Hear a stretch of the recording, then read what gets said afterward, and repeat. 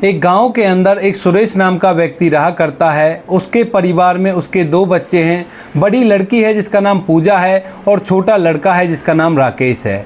परिवार बड़ा खुशनुमा था क्योंकि उनके पास थोड़ी बहुत पुश्तैनी ज़मीन थी, उस पर खेती किया करते और सुरेश अपने घर का भरण पोषण अच्छी तरह से कर रहे थे। धीरे धीरे समय बीतता है, बच्चे बड़े होते हैं। बेटी जो थी वो शादी के योग्य हो गई थी, तो उन लोगों ने कुछ पैसे जोड़ रखे थे, तो उन पैसों से अपनी बेटी की शादी करा देते हैं। अच्छे घर में शादी हुई थी, वो शहर के अंदर रहा करते थे और उनकी बेटी को बड़ा ही खुश रखते हैं। धीरे धीरे कुछ समय और बीतता है। अब उनका बेटा बड़ा हो गया था, वह कॉलेज की पढ़ाई करने के लिए शहर जाता है और जैसे ही वो पढ़ाई करने के लिए शहर जाता है तो वहाँ पर ज़्यादा खर्चा आता है। तो इस वजह से राकेश और उसकी पत्नी बड़ी ही मेहनत किया करते और मेहनत करके अपने बेटे की फीस को भर रहे थे और उसे पढ़ा लिखा रहे थे। धीरे धीरे कुछ समय और बीतता है। राकेश की माँ भी अपने पति का पूरा हाथ बटाया करती, इधर उधर कई घरों के कपड़े सिला करती, बच्चों को संभाला करती और ऐसे करके वह अपने पति को आर्थिक स्थिति से मदद दे रही थी। धीरे धीरे समय बीतता है और समय के साथ साथ उनके बेटे की पढ़ाई लिखाई कंप्लीट हो जाती है। अब जैसे ही बेटे की पढ़ाई लिखाई कंप्लीट हुई थी तो उसके बाद माँ बाप को थोड़ी शांति मिलती है। वो लोग सोचने लगते हैं कि चलो अच्छा है, अब इसकी पढ़ाई कंप्लीट हो गई है, अब इसके बाद ये कोई काम करेगा, अब काम के बाद हमें थोड़ा बहुत आराम मिलेगा, इतना ज़्यादा कमाना नहीं पड़ेगा। उसके बाद उनका बेटा भी एक बहुत बड़ी मल्टीनेशनल कंपनी में काम करने लगता है और जैसे ही वो नौकरी लगा था तो उनकी सारी सिरदर्दी दूर हो गई थी। अब इसके बाद सुरेश और उसकी पत्नी बड़ी मेहनत किया करते और मेहनत करके उनके पास कुछ पैसे जमा हो जाते हैं और उन पैसों से वो शहर में एक ज़मीन खरीद लेते हैं। बेटे को इसके बारे में पता चल गया था कि माँ बाबूजी ने एक ज़मीन खरीदी है, तो वो भी बड़ा ही खुश होता है कि ठीक है, अच्छा हुआ, ये मेरे लिए ही तो हो रहा है।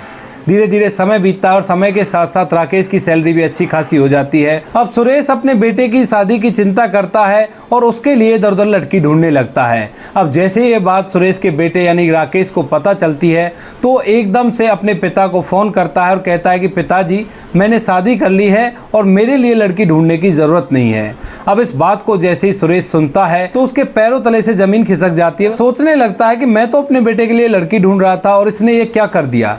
उसके बाद वह उससे बात करता है और उससे पूछता है कि बेटा कौन है लड़की और क्यों तूने शादी कर ली। उसके बाद राकेश बताता है कि पिताजी मेरी ही कंपनी में काम किया करती थी और मेरे बराबर ही उसकी सैलरी थी, तो हम दोनों एक दूसरे को प्यार करते थे और हम दोनों ने एक दूसरे से शादी कर ली। अब इस बात को सुनकर सुरेश को थोड़ा सा धक्का लगता है, लेकिन वो करता भी तो क्या करता, आखिर बेटे ने शादी कर ली थी।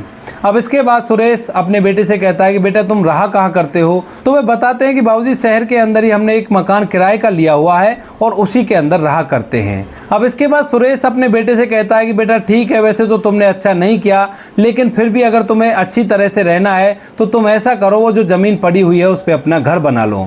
उसके बाद राकेश कहता है कि पिताजी घर तो मैं बना लूँ, लेकिन मेरे पास इतने पैसे नहीं है। तो सुरेश कहता है कि तुम उस चीज़ की चिंता मत करो, हम लोग काफ़ी दिनों से खेती बाड़ी कर रहे हैं और हमारे पास इतने पैसे हैं, मैं तुम्हें पैसे दे दूंगा और तुम ऐसा करो उस ज़मीन पे अपना घर बना लो और उसके अंदर आराम से रह लेना। उसके बाद राकेश उस ज़मीन पर अपने पिता के पैसों से घर बनाता है और उसके अंदर रहने लगता है। इधर सुरेश और सुरेश की पत्नी गांव के अंदर रहा करते हैं, कभी कभी अपने बेटे बहू से मिलने के लिए जाया करते हैं, लेकिन उनकी बहू का स्वभाव इतना अच्छा नहीं था, वह नकचड़ी सी थी और बात बात पर उन्हें सुना दिया करती थी। तो इस वजह से वो सोचते हैं कि बेटे का घर बिगड़ जाएगा और इसी वजह से वो गाँव के अंदर आराम से रह रहे थे। उसी शहर के अंदर जहां पर राकेश रहा करता था और उसकी पत्नी रहा करती थी, वहीं पर उसी शहर के अंदर उसकी बहन भी रहा करती थी। वो भी स्टार्टिंग में अपने भैया के यहाँ पर जाती है, लेकिन अपने भाभी के स्वभाव को देखकर वो परेशान हो जाती है और वहाँ पर जाना धीरे धीरे कम कर देती है। अब जब भी वह अपने माता पिता से मिलने आया करती तो सीधा गाँव आया करती और उनसे वहीं मिला करती। बार बार कह दिया करती कि पिताजी आप यहीं पर रहा करो, वहाँ पर जाना मुझे अच्छा नहीं लगता। अब सब कुछ इसी तरह से चल रहा था। धीरे धीरे कुछ समय और बीतता है और समय के साथ साथ जो सुरेश है वो काफ़ी बुजुर्ग हो चुके थे और बुजुर्ग होने के कारण उनके दोनों घुटनों में एक साथ सूजन आ गई थी। अब जैसे ही उनके घुटनों में सूजन आई थी तो वह गांव के ही एक डॉक्टर के पास जाते हैं और उससे अपना चेकअप कराते हैं। डॉक्टर साहब को चेकअप करते हैं और चेकअप करने के बाद उन्हें बताते हैं कि अगर आपको इसका इलाज कराना है तो आपको शहर जाना पड़ेगा और वैसे भी आपका बेटा शहर के अंदर रहा करता है। इस बात को सुनकर सुरेश थोड़ा सा मायूस हो जाता है, लेकिन वापस आने के बाद अपनी पत्नी से इस बारे में बातें करता है। उसकी पत्नी इस बात को सुनकर कहती है कि ठीक है जी, कोई बात नहीं, हम अपने बेटे के यहाँ पर चलेंगे और वहीं पर तुम्हारा इलाज करा लेंगे। वैसे भी तो वो घर हमारी ही ज़मीन पर है और हमने ही उसे बनाने के लिए पैसे दिए थे। लेकिन जो सुरेश था वो कहता है कि भगवान, कहीं ऐसा ना हो कि हमारी वजह से बेटे का घर बिगड़ जाए। तो सुरेश की पत्नी कहती है कि ऐसा कुछ नहीं होगा, हम लोग संभाल लेंगे सब कुछ, हम लोग बुजुर्ग हैं, अगर वो कोई बात कह भी देगी तो कोई बात नहीं, इसमें कौन सी बड़ी बात है, वो भी तो हमारे बच्चे के समान ही है। ऐसा कहकर सुरेश की पत्नी अपने बेटे को फ़ोन मिलाती है और उसे बताती है पूरे मामले के बारे में। तो सुरेश कह देता है कि माँ बाबूजी आप बेशक से आ जाओ, यहाँ पर अच्छे से आपका इलाज हो जाएगा। उसके बाद माँ बाबूजी दोनों अपने बेटे के वहाँ उसके घर में चले जाते हैं। वहाँ जाने के बाद पहले ही दिन उन्हें पता चल जाता है कि उसके बेटे की जो पत्नी है वह अपने पति पर शासन किया करती है। खाने के लिए भी वही बनाया करता, उसको चाय वगैरह भी वही दिया करता, क्योंकि वो कमाया करती थी और इसी तरह से उनका दिनचर्या चलती रहा करती। उनका बेटा भी कमाने के लिए जाया करता, उनकी बहू भी कमाने के लिए जाया करती, पीछे से वो लोग उस घर के अंदर अकेले रह जाया करते। धीरे धीरे ऐसे कुछ दिन और बीतते हैं। वो शहर में रहकर डॉक्टर साहब से इलाज करा रहे थे और इलाज कराने के लिए सुरेश के पास कुछ पैसे थे जो फसल बेचकर उसने कमाए थे। उन्हीं पैसों से वह अपने इलाज करा रहे थे। जैसे ही माँ अपने बेटे की ये हालत देखती है तो उसके बाद घर के काम धंधे को खुद संभालने लगती है। धीरे धीरे कुछ समय और बीतता है और अब समय के साथ साथ उसके बेटे की पत्नी उन लोगों से नफरत करने लगी थी। वह समझा करती कि ये लोग गरीब लोग हैं और ये हमारे लेवल के नहीं है। अब ऐसा कहकर वो बार बार अपनी सास को धुतकार दिया करती और अपने ससुर का भी अच्छी तरह से आदर नहीं किया करती। इधर जो उनका बेटा था वह इन सभी चीज़ों को देखकर खामोश रहता है, क्योंकि उसने लव मैरिज की थी और उसकी पत्नी बाहर से पैसा कमा रही थी। तभी एक दिन दोपहर को सुरेश कहता है कि भगवान मेरे लिए थोड़ी सी चाय बना दो, मुझे चाय पीने का मन कर रहा है। उसके बाद सुरेश की पत्नी किचन के अंदर जाती है और वहाँ पर जैसे ही चाय बनाने के लिए बर्तनों को ढूंढती है इधर उधर से, तो उसकी बहू कमरे के अंदर सो रही थी। अब जैसे ही वो इस शोर को सुनती है तो एकदम कमरे के अंदर से बाहर निकलती है और देखती है कि किचन के अंदर उसकी सासू माँ लगी हुई हैं। तभी वो उन्हें फटकारते हुए कहती है कि मेरे किचन में घुसने की आपकी हिम्मत कैसे हुई। उसके बाद जैसे ही यह बात उसकी सास सुनती है तो वो एकदम हक्की बक्की सी रह जाती है और सोच विचार में पड़ जाती है कि ये बहू कह क्या रही है। उसके बाद वह अंदर आती है और अंदर आने के बाद उन्हें खूब खरी खोटी सुनाती है। अब अपनी बहू के मुंह से ऐसी कड़वी बातें सुनकर उसकी सास की आंखों में आंसू आ जाते हैं और वो वहां से बिना चाय लिए ही वापस चली जाती है। अब यह बात सारी की सारी सुरेश सुन लेता है, लेकिन वो फिलहाल चुपचाप रहता है, क्योंकि उसका बेटा अभी घर पे नहीं था। बेटे की दिन की ड्यूटी थी और बहू की रात की ड्यूटी थी, तो वह घर के अंदर आराम से अपने कमरे के अंदर आराम कर रही थी और इस शोर शराबे को सुनकर उसकी नींद खराब हो गई थी। अब इसके बाद सुरेश इस बात को यहीं पर दबाता है और कहता है कि मैंने तुमसे कहा नहीं था कि अगर हम लोग वहां पर जाएंगे तो कोई दिक्कत हो सकती है। लेकिन उसकी पत्नी उससे कहती है कि कोई बात नहीं, ये भी हमारे बच्चे के ही समान है, कह दिया तो क्या हुआ।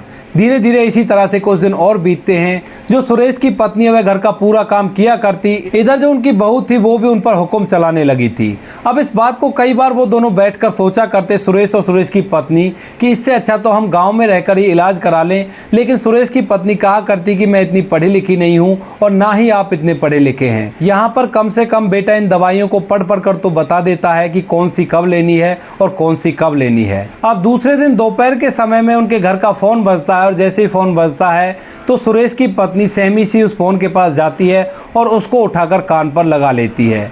दूसरी तरफ से उसकी बेटी की आवाज़ थी। पूजा वहाँ से बात कर रही थी और कह रही थी कि माँ आप कैसी हो, ठीक ठाक तो हो ना, भाभी आपकी अच्छी तरह से देखभाल करती है ना। हालांकि पूजा को भी पता था कि उनकी भाभी किस तरह की है, इसी वजह से उसने अपनी माँ से ये सब कुछ पूछा था। उसके बाद माँ कहती है कि बेटी सब कुछ ठीक है, अच्छे से खाने पीने को मिल जाता है और तुम्हारे पिताजी का इलाज अच्छा चल रहा है। उनकी बातें चल ही रही थी, लेकिन तभी अचानक से उसकी बहू आती है और कहती है कि तुमने इस फोन को हाथ लगाने की जरूरत कैसे की। अब इस बात को देखकर माँ उस फोन को नीचे रख देती है ताकि उसकी बेटी को ये सब बातें सुनाई ना दे। अगर उसे सुनाई देंगी तो वो बहुत ही ज़्यादा परेशान हो जाएगी। इसी सोच के साथ उसने फ़ोन को रख दिया था और कहा था कि ये फ़ोन बज रहा था, तुम अंदर लेटी हुई थी, तुम आराम कर रही थी, तो मैंने सोचा कि तुम्हें परेशान क्यों किया जाए। तभी उसकी बहू कहती है कि तेरी औकात नहीं है इस फ़ोन को छीने की और तूने इसे हाथ ही कैसे लगाया। अगर इसी तरह से चलता रहा तो किसी दिन मेरा हाथ उठ जाएगा और फिर उसके बाद मत बोलना कि बड़े छोटे का लिहाज नहीं किया। अब इन सभी बातों को सुरेश दूर खड़ा हुआ सुन रहा था। जैसे ही उसकी पत्नी उसके पास जाती है तो उसकी पत्नी की आंखों में आंसू थे। वह उन आंसुओं को पहुंचता और कहता है कि अब बहुत हुआ, बहुत कुछ सह लिया, अब अपने घर चलते हैं और वहीं पर रहेंगे। लेकिन उनकी पत्नी अपने आप को संभालते हुए कहती है कि कोई बात नहीं जी, जब तक आपका इलाज होता है जब तक यहीं पर रह लेते हैं, उसके बाद अपने गांव में चले जाएंगे। लेकिन सुरेश इन सभी बातों को देखकर बहुत ज़्यादा परेशान हो गया था, लेकिन वो करे भी तो क्या करे, वो फिलहाल मजबूर है क्योंकि उनके घुटनों का इलाज शहर से ही चल रहा है। भले ही वो अपने पैसे से इलाज करा रहे हो, लेकिन यहाँ से उन्हें डॉक्टर के पास जाने में कोई परेशानी नहीं होती है। धीरे धीरे कुछ दिन और बीतते हैं और कुछ दिनों बाद उनकी बहू का जन्मदिन था, तो उनका बेटा अपनी पत्नी के जन्मदिन को मनाने के लिए बहुत ही ज़्यादा तैयारी करता है। अपनी बहन के पास भी फ़ोन कर देता है, इधर अपने ससुराल वालों के पास भी फ़ोन कर देता है, और उसके माँ बाप वहाँ पर थे ही। तैयारी चल रही थी, उसकी बहन भी अपने पति और बच्चों के साथ आ गई थी और वो लोग घर को सजाने में लग जाते हैं। तभी राकेश की पत्नी वहां पर आती है जो कि ड्यूटी गई हुई थी, और आकर देखती है कि उसकी ननद घर के अंदर है, और आकर जैसे ही घर के हाल को देखती है तो एकदम बौखला जाती है और देखती है कि उसकी ननद भी इस घर में डेकोरेशन करने के लिए जगह जगह पर टेप को लगा रही है। कहीं पे बलून लगा रही है तो कहीं पे डेकोरेशन के लिए कोई रंग बिरंगे पेपर लगा रही है। तो उसको देखकर वह उस पर भड़क जाती है और कहती है कि तुम्हें दिखाई नहीं देता, मेरे घर को गंदा क्यों कर रहे हो। अब इस बात को जैसे उसकी ननद पूजा सुनती है तो वो कहती है कि भाभी, आज तुम्हारा बर्थडे है और बर्थडे मनाने के लिए हम घर को डेकोरेट कर रहे हैं, तो इसमें बुरा ही क्या है। तभी जो उसकी भाभी थी वो मुंह को सुकेड़ते हुए कहती है कि मुझे इन सब चीज़ों से नफरत है और मैं नहीं चाहती कि तुम इस डेकोरेशन के बहाने मेरे घर को गंदा करो। फौरन इसे यहाँ से हटाओ और मैं इसे तुम्हें यहाँ पर नहीं लगाने दूंगी। अब इस बात को जैसी पूजा सुनती है तो उसे महसूस होता है कि उसकी भाभी उसे देखकर खुश नहीं है। तभी वो एकदम से अपनी भाभी से कह देती है कि अगर इतने ही बुरे लग रहे थे तो भैया से कहना था, वो हमें बुलाते ही नहीं, यहाँ पर आकर इस तरह से बेइज्जती करने का क्या मतलब बनता है। अब ऐसे ही धीरे धीरे उन दोनों की बातें खिंचती चली जाती हैं और दोनों में बहुत ज़ोर से विवाद होने लगता है। पूजा कहती है कि भाभी, इस तरह से रहना अच्छी बात नहीं है, तुम माँ को भी बहुत ज़्यादा परेशान करती हो। उस दिन जिस दिन माँ जी मेरे से फ़ोन पर बात कर रही थी, उस दिन मैंने तुम्हारी सारी बातें सुन ली थी। अब इस बात को सुनकर पूजा की भाभी और भी ज़्यादा भड़क जाती है और उससे कह देती है कि तू अपने बच्चे और अपने पति को लेकर निकल जा मेरे घर से, यहाँ पर तुम्हें रहने की कोई ज़रूरत नहीं है। अब इस बात को जैसे सुरेश और सुरेश की पत्नी सुनते हैं तो उनके सब्र का बांध टूट जाता है, और जो सुरेश की पत्नी है वो वहाँ पर आती है और आने के बाद अपने बेटे की पत्नी को एक ज़ोरदार झापड़ जड़ देती है और कहती है कि क्या कह रही है, ये तेरा घर है, तू चार पैसे क्या कमाने लगी, तुझे लगने लगा कि इस दुनिया को तू ही चला रही है। जिस घर के अंदर तू रहा करती है वो आज भी ज़मीन मेरे नाम है, और इस घर को बनाने के लिए मेरे बेटे को मेरे पति ने ही पैसे दिए थे और उन्हीं से इसने ये घर बनाया है। तभी अपने बेटे की तरफ मुंह करते हुए कहती है कि क्यों रे, तूने इसे बताया नहीं कि इस घर को किसने बनाया है, जिस घर पे आज ये अपना अधिकार जमा रही है। मैं जब से इस घर के अंदर आई हूँ जभी से तुम्हें देख रही हूँ, और यहाँ पर इस सभी नज़ारे को राकेश के ससुराल वाले, राकेश की बहन, उसका बहनोई और उसके बच्चे सभी खड़ा होकर देख रहे थे। अब इस बात को जैसे राकेश सुनता है तो वह अपनी माँ को समझाता है कि माँ कोई बात नहीं, हो जाता है, बहन से इसने जाने के लिए कहा है तो उसे जाना चाहिए, यहाँ पे क्या कर रही है, अब इसकी वजह से हम दोनों के बीच में दिक्कत आएगी। अब इस बात को जैसे उसका पिता सुनता है सुरेश, तो एकदम से वो वहां पर आता है और अपने बेटे को भी एक झापड़ जड़ देता है और कहता है कि बहुत हुआ और बहुत दिन से मैं इन सभी चीजों को देख रहा हूँ, वैसे भी मैं अपना इलाज अपने पैसों से करा रहा हूँ, और जिस घर के अंदर तू रह रहा है उस घर को बनाने के लिए भी पैसे मैंने ही दिए थे।